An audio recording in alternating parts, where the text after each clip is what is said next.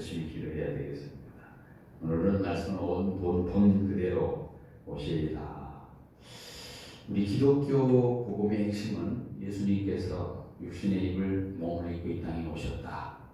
그리고 십자가에서 우리의 죄를 대속하기 위해서 죽으시고 부활하시고 승천하셨다.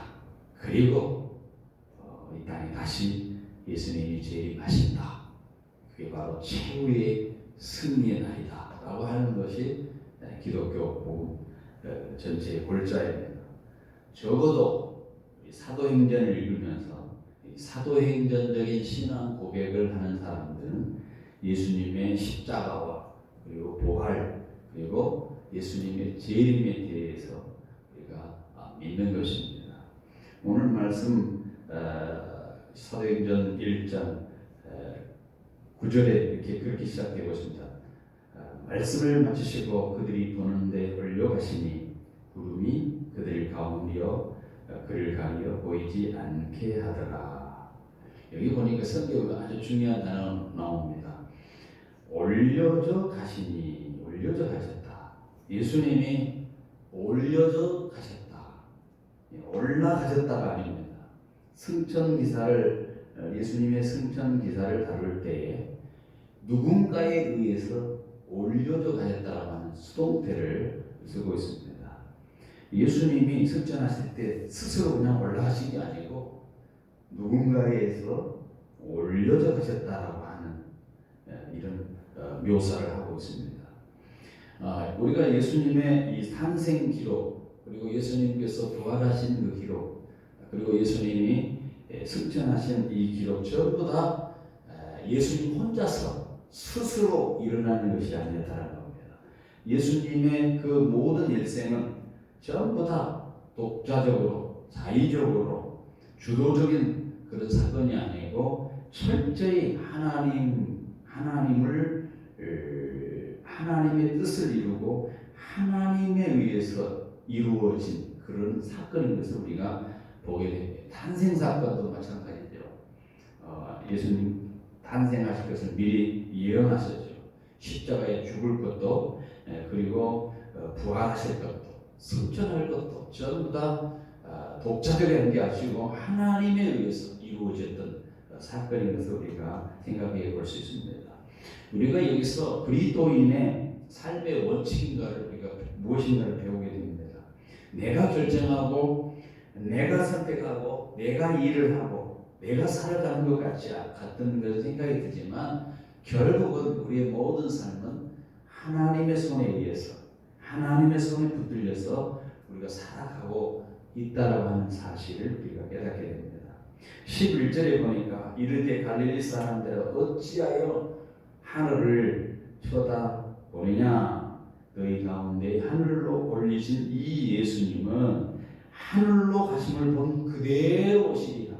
본 그대로. 예수님의 승천을 누가 봤습니까? 성경을 보면은 고린도전서 15장의 그 부활장에 대한 쭉 내용을 보면 예수님께서 부활하셨다고 하는 그 사건, 그리고 승천하는 그 사건을 500여 형제에게 일치적으로 보여주셨어요. 예수님께서 부활하셨다.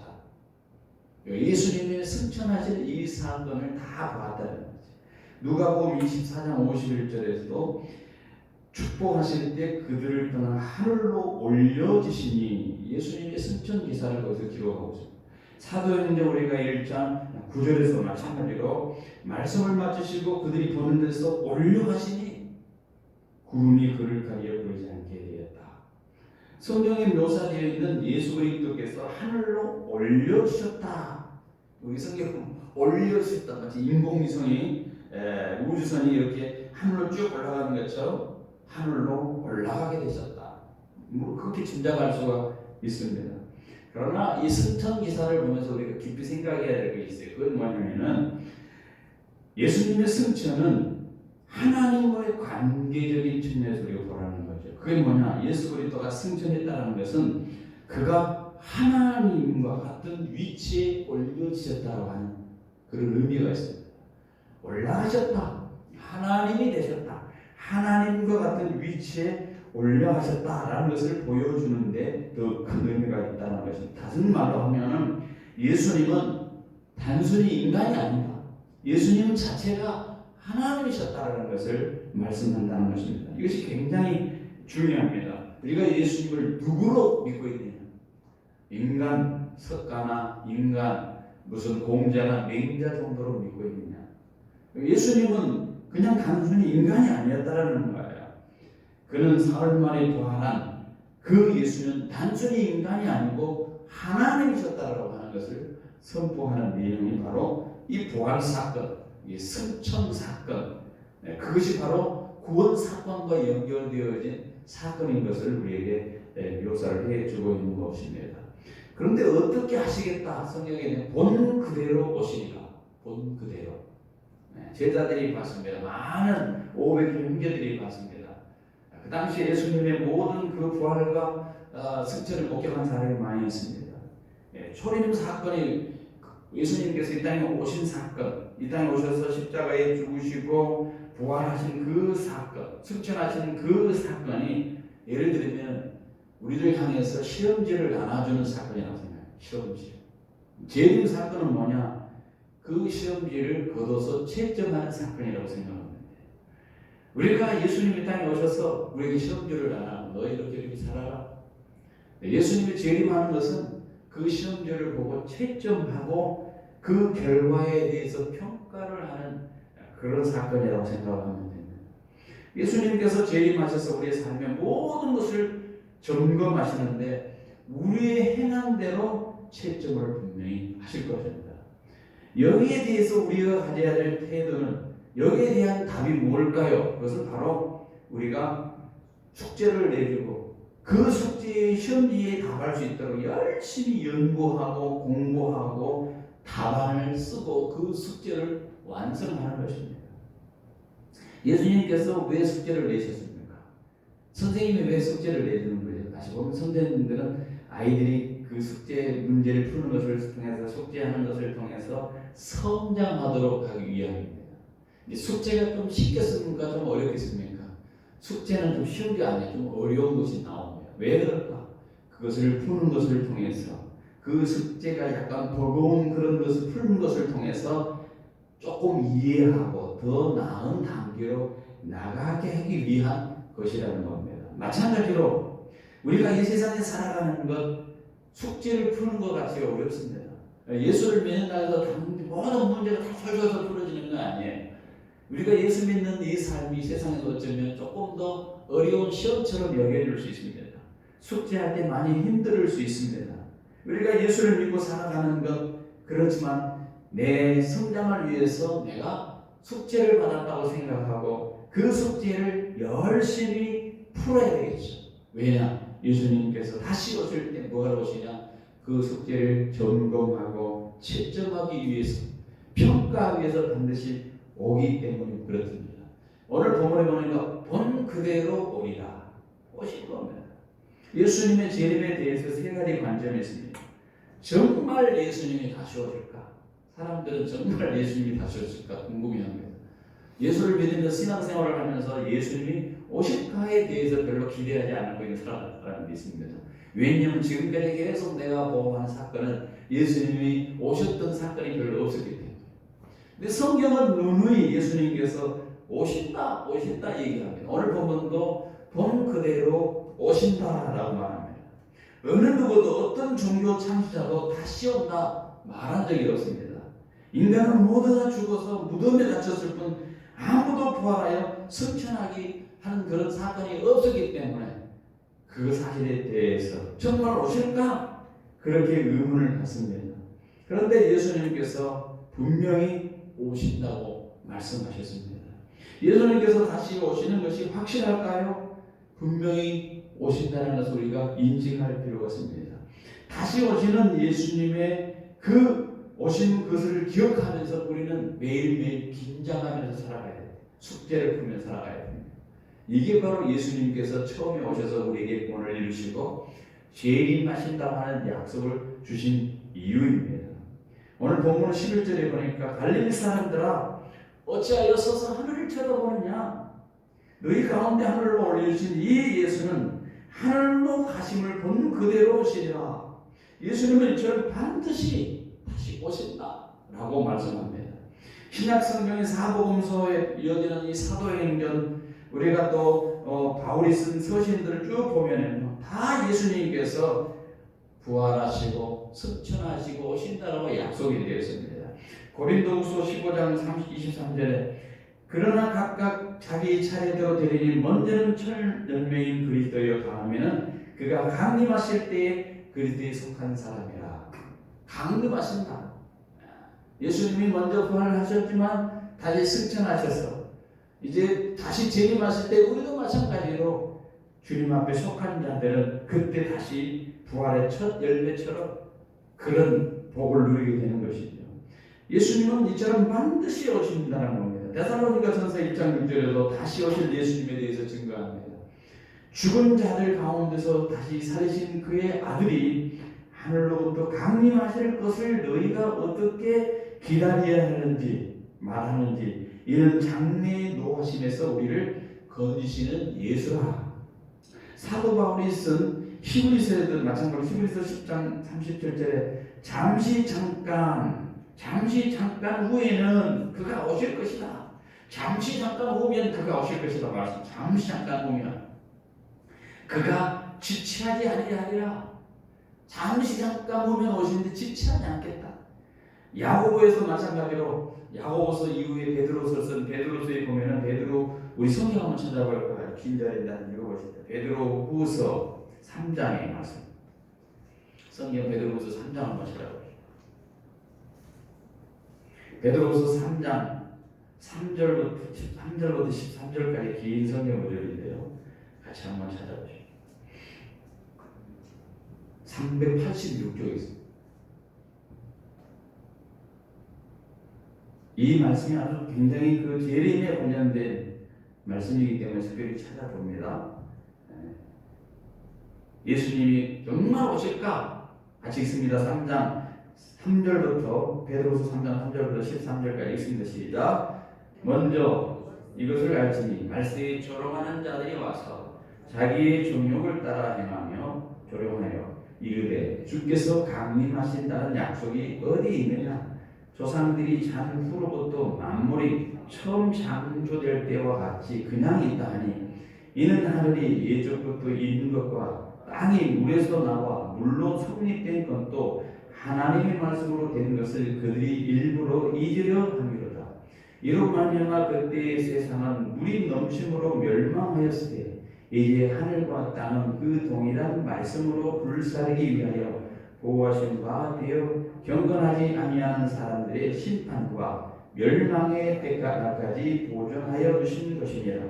사랑하는 자들아, 주께서는 하루가 천년 같고 천년이 하루 같다는 이 한 가지 사실을 가지를 잊지 말라. 주의 약속은 어떤 이들은 더디다 생각하고 똑같이 더딘 것이 아니라 또 오직 주께서 너희 대하여 오래 참으사 아무도 멸망하지 아니하고 다 회개하게 이르기를 원하시느니라. 그러나 주의 날이 도둑같이 오르니 그 날이 하늘이 큰 소리로 떠나가고 물질이 뜨거운 불에 풀어지고 땅과 그 중에 있는 모든 일이 드러나리로다. 이 모든 것이 이렇게 풀려지니 너희가 어떠한 사람이 되어야 마땅하냐? 거룩한 행실과 경건함으로 하나님의 날이 임하기를 바라보고 간절히 사모하라. 그날에 하늘에 불에 타서 풀려지고 물질이 뜨거운 불에 녹아지려니와 우리는 그의 약속대로 의가 있는 곳인 새 하늘과 새 땅을 바라보도다. 우리가 어떤 사람이냐 말이죠. 지금 예수님의 재림한다는 말을 사람들이 다 믿지 않고 조롱을 하면서 자기의 종족대로 살면서 우리를 조롱할 수 있습니다. 그렇지만 분명히 주님께서 오신다는 거죠. 오신다는 거죠. 그래서 우리가 와가지고 우리를 그의 약속대로 의가 있는 새하늘과 새 땅, 새하늘과 새 땅, 그곳으로 우리를 인도하시는 것이죠. 신약 베드로의 이 사도의 이러한 그 예수님의 재림 이후에도 사도 요한도 똑같이 말씀합니다. 요한일서 2장 23절에 예수님의 재림에 대해서 이렇게 증거합니다. 자녀들아 이제 그의 안에 거하라. 이는 주께서 나타나신 바 되면 그의 강림하실 때 우리로 담대함을 얻어 그 앞에 부끄럽지 않게 하려 함이라. 우리가 분명히 주님의 재림 앞에 부끄럽지 않도록 그렇게 살아야 된다. 재림하신다. 약속을 또 했습니다. 그리고 성경의 마지막 때 마지막 장인 이 요한계시록의 22장에 보면은 20절에 예수님께서 친히 또 말씀한 기록이 나옵니다. 이것들을 증언하신 이가 이르시되 내가 진실로 속히 오리라 하거늘 아멘 주 예수여 오시옵소서. 이런 사실들을 볼 때 예수님은 분명히 다시 오신다. 여러분 믿으십니까? 신약 성경은 예수님의 초림으로 오신 예수님, 그 예수님이 다시 재림하실 것에 대한 예수님, 초림으로서도 십자가에 죽으시고 부활하신 그 예수님, 그리고 반드시 다시 심판자로 오시는 예수님, 예수님에 대해서 증거하고 있습니다. 그 예수님을 우리는 믿습니다. 제2만을 예수님을 믿습니다. 언제 오시느냐? 문제는 언제 오시느냐가 중요합니다. 마태복음 24장 보고 우리 성경 마태복음 24장을 한번 넘어가서 한번 다시 찾아보십시다. 마태복음 24장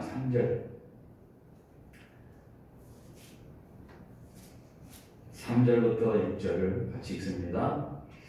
41쪽입니다. 마태복음 24장 3절에서 6절 같이 읽습니다. 예수께서 감람산 위에 앉으셨을 때 제자들이 조용히 와서 이르되 우리에게 이르소서 어느 때에 이런 일이 있겠사오며 또 주의 임하심과 세상 끝에는 무슨 징조가 있으리까? 예수께서 대답하여 이르시되 너희가 사람의 미혹을 받지 않도록 주의하라. 많은 사람이 내 이름으로 와서 이르되 나는 그리스도라 하여 많은 사람을 미혹하리라. 난리와 난리 소문을 듣겠으나 너희는 삼가 두려워하지 말라. 이런 일이 있어야 하되 아직 끝은 아니라. 여러분 이런 그 예수님의 그 말씀이 있죠. 예수님 반드시 온다. 언제 오시느냐? 난리와 난리입니다. 성도는 항상 오늘이 마지막인 것처럼 이 말씀을 보며 살아가야 돼요. 오늘이 마지막.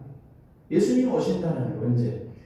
우리가 성경에 보면은 예수님이 오신 것을 기다리고 있는 우리들이 어떻게 살아가야 될 것인가를 그 에녹의 사건을 통해서 우리가 보게 됩니다. 구약에 보면 에녹이라는 사람이 있습니다. 에녹은 365년간 세상에 살다가 떠났습니다. 하나님과 동행하는 사람의 대표적인 그 예를 들어가면 이 에녹이라는 사람이 있는데요. 에녹은 300년 동안 그가 하나님과 동행하며 살았습니다. 그가 65세 때에 중대한 변화를 겪게 됩니다. 하나님께서 에녹에게 나타나서 아들을 주셨는데 그 아들 이름이 뭐냐? 무두셀라라고 아들을 이름을 지었습니다. 무두셀라의 뜻이 뭐냐면은 이 자녀가 죽으면 세상에 심판이 온다라는 그런 의미가 있습니다. 그러니까 에녹이 자기 아들 무두셀라를 이름 지어놓고 이 아들이 죽으면 심판이 온다라고 하는 그 의식을 가지고 그는 65세 때는 아들 낳지만 300년 동안 즉 365세 동안 살 동안 그것을 생각하면서 그가 하나님과 살아갔다는 거예요. 그게 대표적인 인물이 뭐냐면은 바로 에녹이 하나님과 동행하는 거예요. 우리가 하나님의 심판 재림을 생각하고 기억할 때 우리는 하나님과 동행할 수 있습니다. 반드시 세상은 끝난다. 심판이 있다. 한번 심판이 반드시 마지막에 있는 것이다 라고 생각할 때에 하나님과 동행한다라는 걸 사실입니다. 오늘이라는 날은 어쩌면 우리에게 마지막처럼 살아가야 될 것입니다. 내일이 있다라고 생각보다는 오늘이라는 날을 마지막처럼 살아간다면 매일매일 우리는 하나님 앞에서 절제하고 최선을 다해 살아가지 않을 수 없을 것입니다.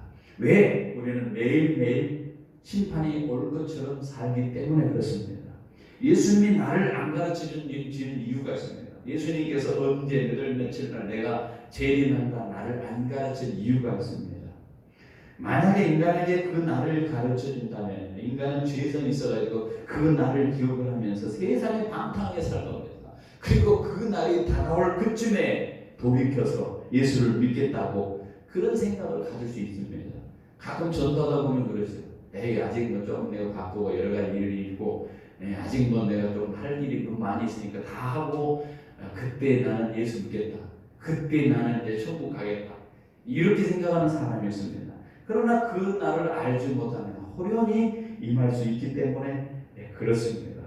여러분, 마태복음 13장 45절에 보니까 천국은 마치 밭에 감추인 도화 같다. 도화가 어디에 감춰야 되냐? 밭에 감춰있습니다. 여기서 밭은 나의 삶의 현장에 감춰있다. 하나님의 나라는 나의 일상에 감춰져 있는 거예요.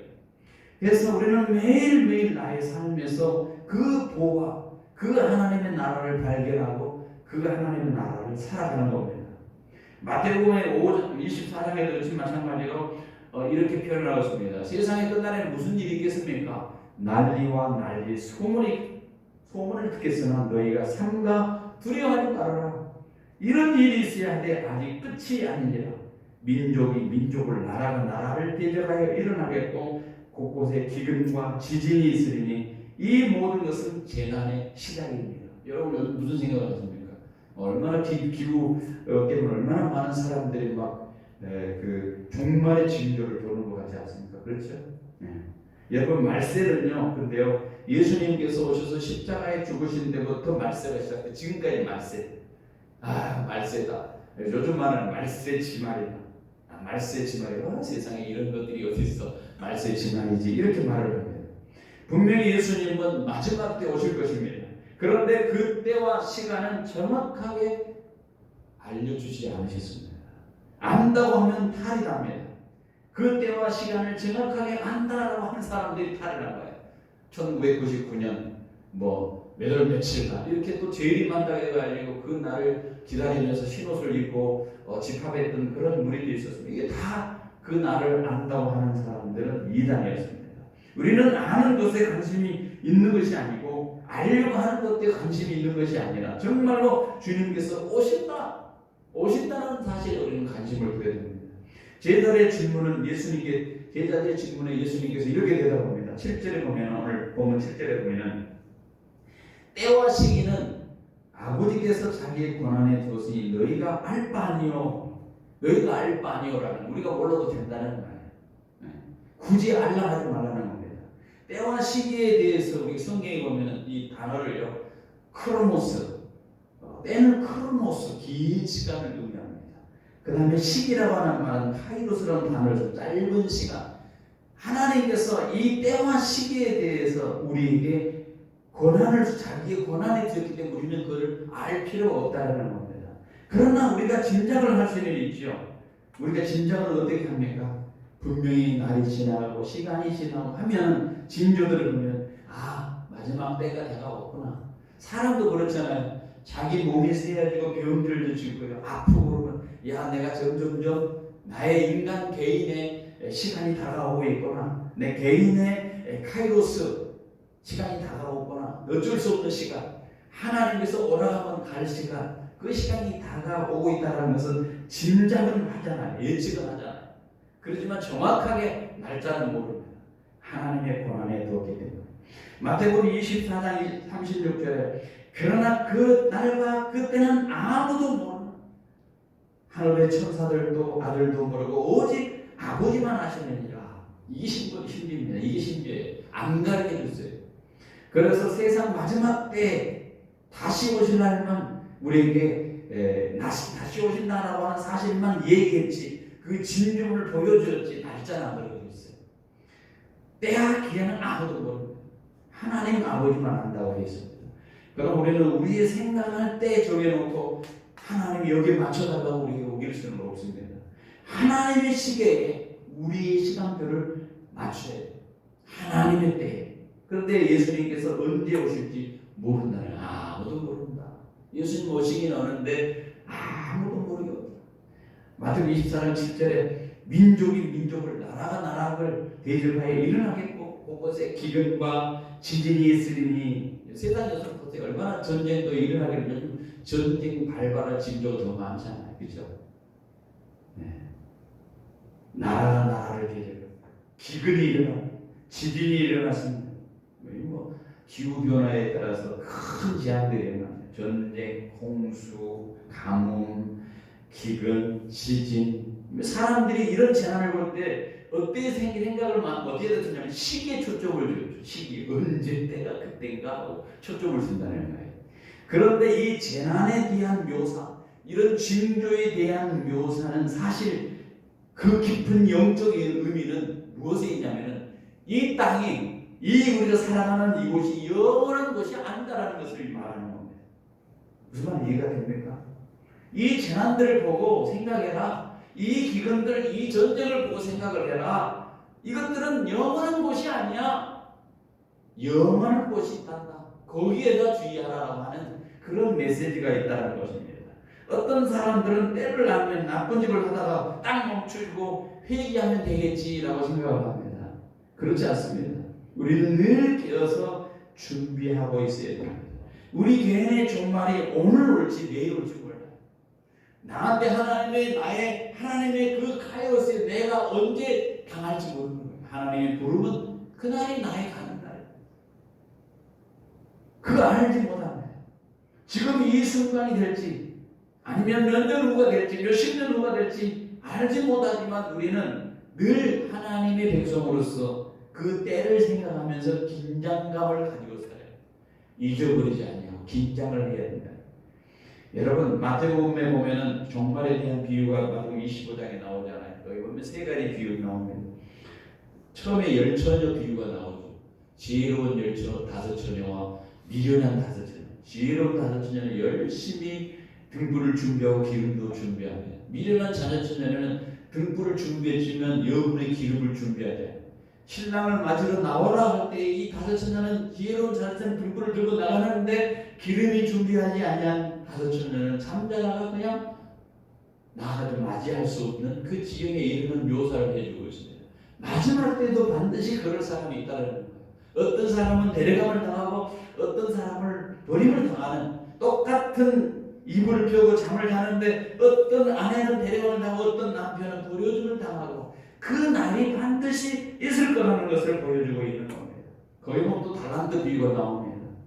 언제 돌아와서 회개할지 모르지만 그 날을 기억하면서 열심히 최선을 다해 충성해서 일을 해라. 주님이 언제 오실지 몰라요. 내일 올지 수년 후에 올지 모르지만 그러나 우리가 이 땅에 살아가는 동안 주님을 대망하는 자로서 최선을 다해 일할 것을 요구하는 게 바로 달란트 비유예요. 그리고 마지막 비유는 양과 염소의 비유가 나옵니다.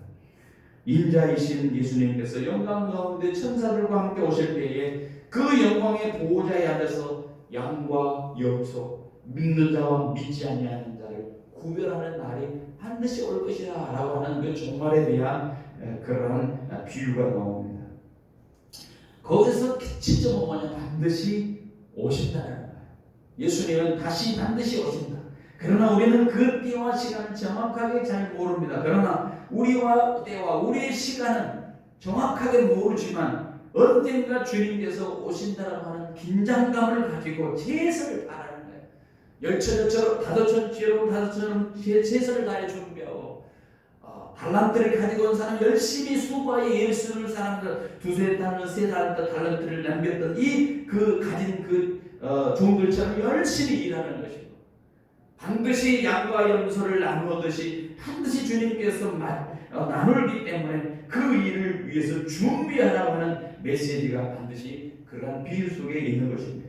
그렇습니다. 우리는 우리의 개인의 종말이 언제 끝날지 몰라도 우리는 주님 앞에 반드시 주님을 맞이할 수 있도록 우리는 수고하고 헌신하고 예를 써서 반드시 주님이 그 수고하고 헌신하고 예를 쓰는 것에 대해서 주님이 우리에게 갚아주시리라, 상을 베풀어 주시리라, 그런 믿음을 가지고 기다리는 것입니다. 그래서 우리는 이 땅에서 사는 동안 우리는 신랑 되신 예수님을 맞이하는 준비를 해야 된다는 거예요. 이게 언제 오실까? 이제 오늘 말씀에 언제 오실지 아무도 모른다. 그러면 어떻게 오실까? 오늘 본문에 보니까 본대로 오신다. 예수님은 본대로 오시는 거예요. 여러분, 더글러스 메가드라고 하는 사람이 세계 2차 대전 초기에 필리핀에서 폐리를 해서 그곳을 떠나서 호주로 도망친 적이 있습니다. 그때 그가 호주에 도착하자마자 필리핀 사람들에게 전한 말이 있는데, 지금은 아주 매우 유명한 말이 되었습니다. 이런 말을 했습니다. I shall return. 나는 돌아갈 것입니다. 필리핀 백성들이 얘기하는 말. 나는 돌아갈 것입니다. 그로부터 3년 후 그는 마침내 다시 돌아와서 필리핀 땅을 밟았는데 그가 필리핀 땅에 상륙하면서 또다시 유명한 말을 했습니다. 나는 돌아왔습니다. 자, 예수님이 그런 말하는 똑같아요. 오늘 본문이 예수님께서 승천하신 예수를 바라보고 있는 그 제자들, 그 사람들을 향해서 천사들이 나타나서 뭐를 합니다. 뭐를 말했습니까? 어찌하여 서서 하늘을 쳐다보니 너희 가운데 하늘로 올리우신 이 예수는 하늘로 올라가심을 본 그대로 오시리라.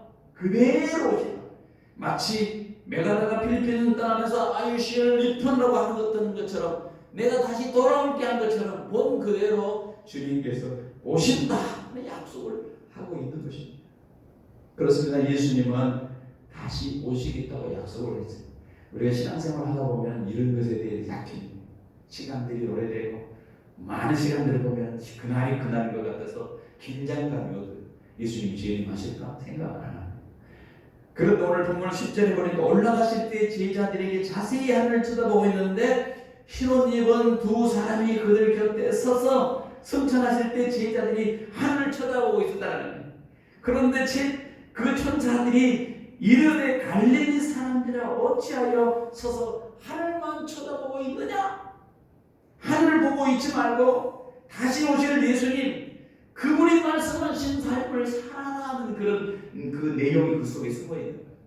하늘만 쳐다보시는 거야. 그렇게 쳐다보지 말고 그 올라가신 그분이 다시 오실 거야. 그러면 올라가시면서 그분이 하신 말이 무엇이냐? 그분의 원하는 그 뜻을 삶의 현장에서 살아야 되지 않겠느냐라고 하는 메시지가 그 속에 있다는 겁니다. 다시 오시는 예수님에 대해서 첫줄을 두면서 우리는 예수님을 기다리면서 이 땅에 해야 할 일이 무엇인가를 깨닫고 그 삶을 살아내야 되는 것입니다. 그래서 우리의 재림은 진정한 하나님의 나라를 회복하기 위해서 예수님의 증인이 되는 거예요. 증인. 오늘 교회가 너무 비어있잖아요. 그죠? 우리 교회를 채우는 것 깊은 뜻이죠. 채우는 데 목적이 있는 게 아니에요. 어디에 있습니까? 증인이 되어서 증인하라는 증인. 하나님의 예수 믿고 천국 가는 그 증인 노릇을 하라는 거예요. 하늘만 쳐다보고 있지 말고 그냥 뭔가 얻으려고 그렇게 바라보지 말고 신비한 것처럼 바라보지 말고 현실 속에서 증인으로 살아라. 증인으로 살아라. 진심으로 세상에 다시 오실 예수님을 믿는 성도라면 하늘만 보고 있는 것이 아니라 떠나가며 올라가신 그 예수님이 말씀하신 그 말씀의 지배를 받아 복종하는 삶을 살아가야 되는 것, 이것이 바로 우리에게 주어진 삶이라는 겁니다.